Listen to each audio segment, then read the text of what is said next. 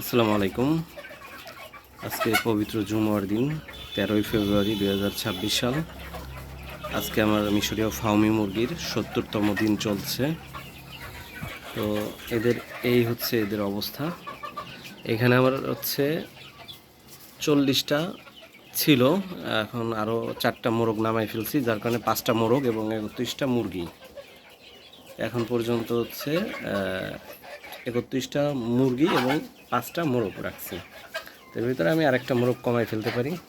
এখন পর্যন্ত এদের যে গ্রোথ আপনারা দেখতে পাচ্ছেন, 70তম দিনের যে গ্রোথটা এরকম ওয়েট আসছে। তো আমি লাস্টে যেভাবে ওজন করছিলাম, কিছুটা 650 গ্রাম 700 গ্রামও আসছিল। তো মোটামুটি এদের যে গ্রোথটা এইভাবে আসছে। আর আমি এদেরকে খাওয়াচ্ছি লেয়ার মুরগির আপনার সোনালী মুরগির যে ফিড, সেটা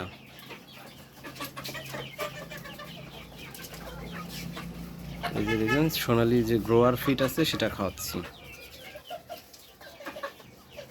তো এদেরকে দুপুরের বেলায় যে আজকে এখন 12টা বাজে, তো দুপুরের যে খাবারটা সেটা দেওয়ার জন্য নিয়ে আসছি। এর ভিতরে আমি নিয়ে আসছি কয়টা ভাত এবং গোয়ার ফিড এবং কয়টা খেসারির আর কি পাতা কেটে দিছি মাখাই খাওয়ানোর জন্য।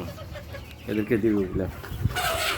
এই খাবারগুলো এদেরকে আমি পরিবেশন করি, দেখা যাক এরা কীভাবে খায়। আপনারা দেখলেই বুঝবেন যে এদেরকে খাওয়ার যে ইচ্ছাটা, সেই খাওয়ার ইচ্ছাটা কত, সেটা এমনি টের পাবেন।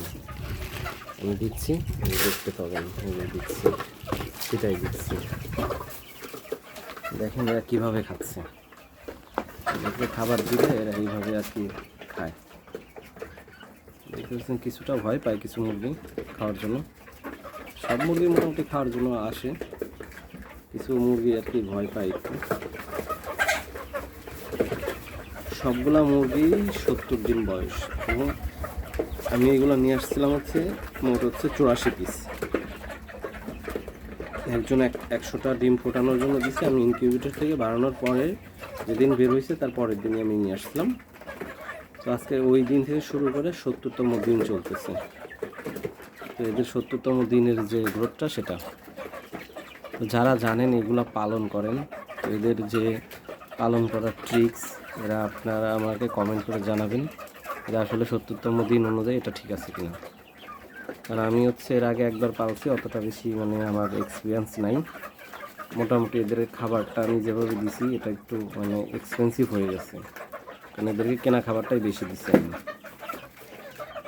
তো সবাই জানাবেন যে আসলে 70তম দিন অনুযায়ী এদের স্বাস্থ্য বা গ্রোথটা ঠিক আছে কিনা। সবাই ভালো থাকবেন। আল্লাহ হাফেজ।